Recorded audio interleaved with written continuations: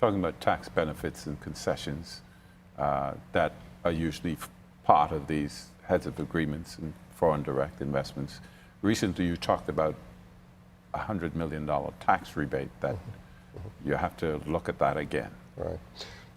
So originally, when we gave our fiscal strategy, Right. 3-year fiscal strategy, on the implementation of the value-added tax adjustment in 2017, we said, we made a promise to the Bahamian people that this is very much a shared sacrifice.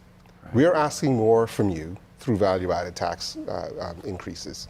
And as a result of it, if you buy into this with us, share with us this short-term sacrifice, that in the long term, we project that we're going to be able to give back to you once we hit our fiscal consolidation point, meaning a balanced budget, that we're going to be able to give back to you approximately $100 million in tax savings.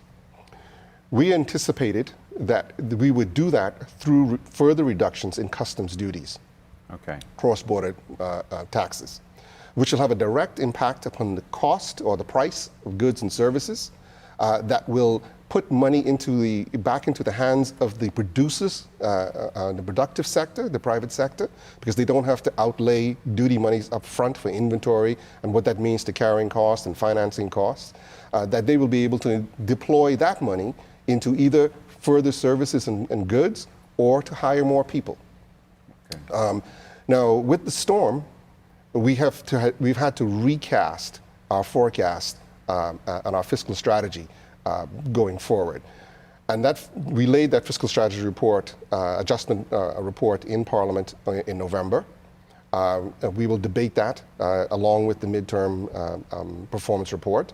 Mm-hmm. And what it basically calls for is the extension of that period where we anticipated that we would have fiscal consolidation, i.e. balanced budget, until 24-25, so 5 years out.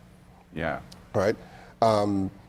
So in looking at the taxes that we had anticipated to rebate, we now have to have another look at that to see to what extent we need to adjust the planned decreases so that we do not harm ourselves and do what other governments have done in terms of harming the long term for short-term political gain. So in the immediate instance, the people who would have been impacted by that would have been the merchants?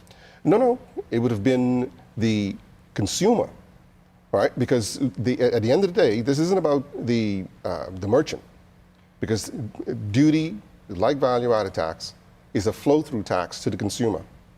So the anticipation is, as we bring down the border taxes, that we will see an overall decrease in the cost of goods and services, which puts money directly into the pockets of the average Bahamian consumer. You with the understanding that they would pass it on. Again, at a certain point, and market forces do work if we allow the market to work.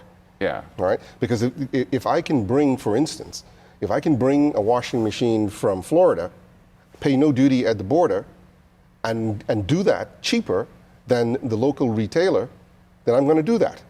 So it gives incentive to the local retailer to be reasonable in his pricing, because he ought to be cheaper than I ought to be able to do it, because he doesn't have to pay the ticket, the hotel, the car, and all the rest of it, all right, and the freight to bring it here.